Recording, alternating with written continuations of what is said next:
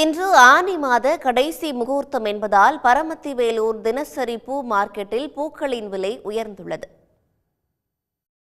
நாமக்கல் மாவட்டம் பரமத்தி வேலூர் பேருந்து நிலையம் அருகே தினசரி பூ மார்க்கெட் இயங்கி வருகிறது.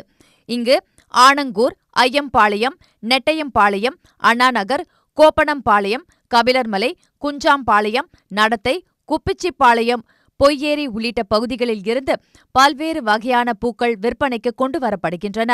வேலூர், ஜேடர்பாளையம், கபிலர்மலை, பரமத்தி, பாலப்பட்டி மற்றும் வேலாயுதம்பாளையம் உள்ளிட்ட பகுதிகளைச் சேர்ந்த வியாபாரிகள் பூக்களை ஏலம் எடுக்க வருகின்றனர்.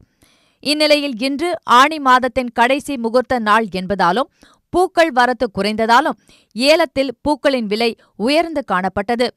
1 கிலோ குண்டுமல்லி 700 ரூபாய்க்கும், சம்பங்கி 120 ரூபாய்க்கும், அரளி 140 ரூபாய்க்கும் ஏலம் போயின. அதேபோல 1 கிலோ ரோஜா 240 ரூபாய், முல்லை 400 ரூபாய், செவ்வந்திப்பூ 340 ரூபாய், கனகாம்பரம் 800 ரூபாய், பன்னீர் ரோஜா 120 ரூபாய்க்கு ஏலம் போயின.